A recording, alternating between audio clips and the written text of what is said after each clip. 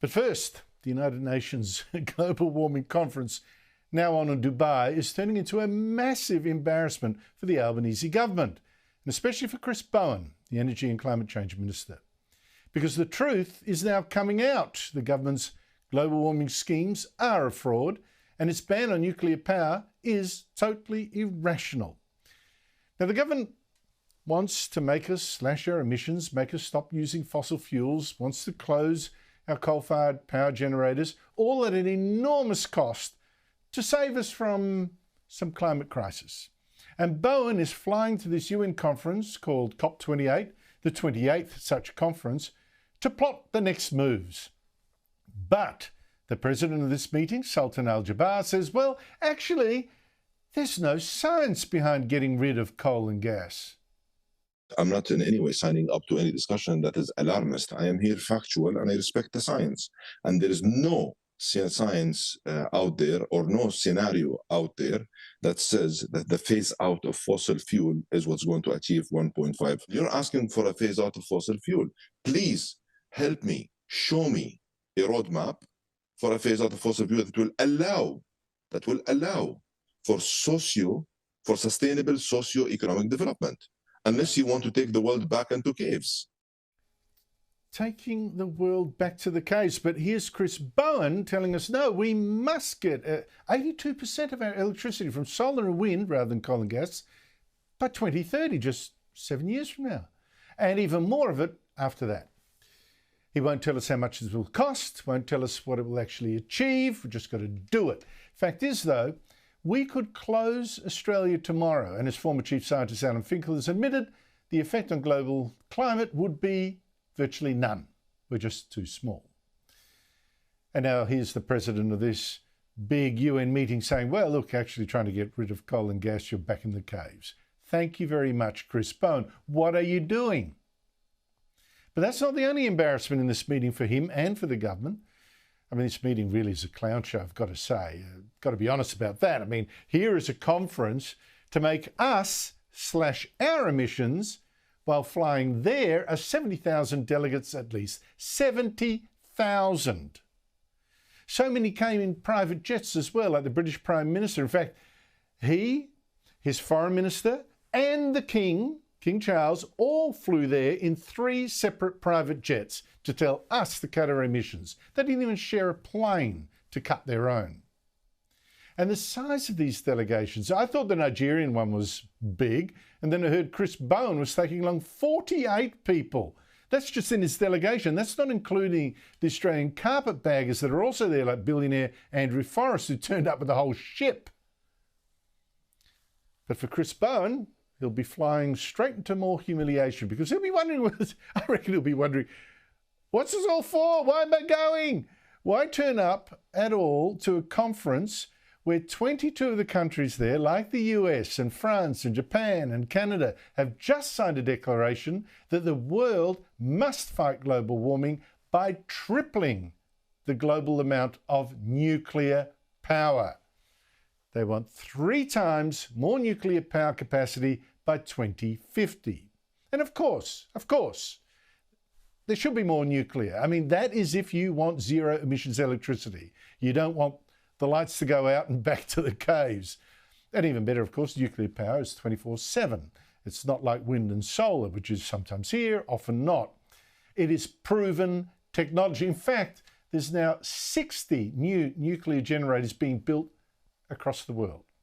So how dumb does Chris Bowen look? Because he has been telling us, well, no, nuclear power in Australia must stay banned. And the opposition's call to scrap that ban is, and I quote Chris Bowen himself, dumb, wrong, very bad, simplistic. I got to say, his opposition to nuclear now sounds quite hysterical.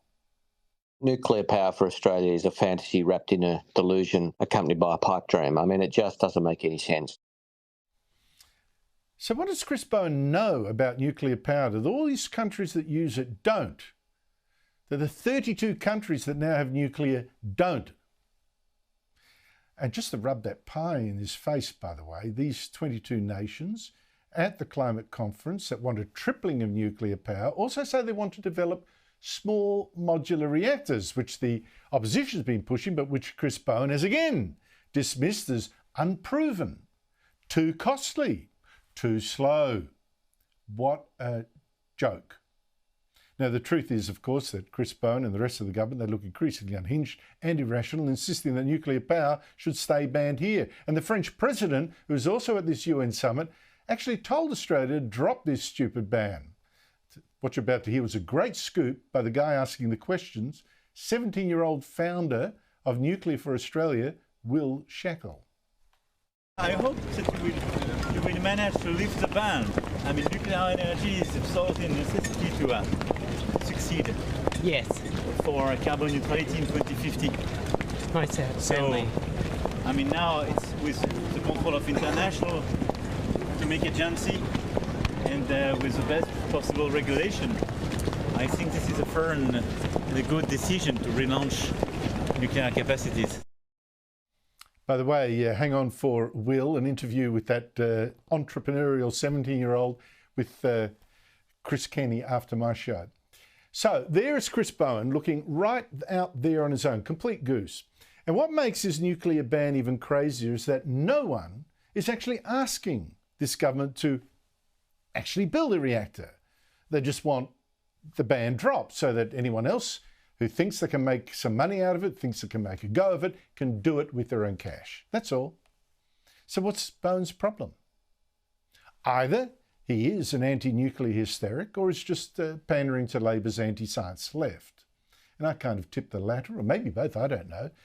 Because many in Labor's left did grow up coached into a tribal hatred of nuclear power that fed on lies. I mean, I'll give you an example. These are the sort of people, I mean, isn't Anthony Albanese himself a big Midnight Oil fan? They fondly remember Midnight Oil rocker and former Labor Environment Minister Peter Garrett claiming that the Chernobyl nuclear disaster in 1986 killed 30,000 people, or maybe more. In fact, the real number is nothing like 30,000, of course. Here is Dr. Robert Gale, who actually treated 200 of the worst injured. We know there are about 31 deaths from the accident, not thousands. To that, add the deaths of 15 children from thyroid cancer, which is now pretty easily treatable, and you've got many fewer than 100 people who died.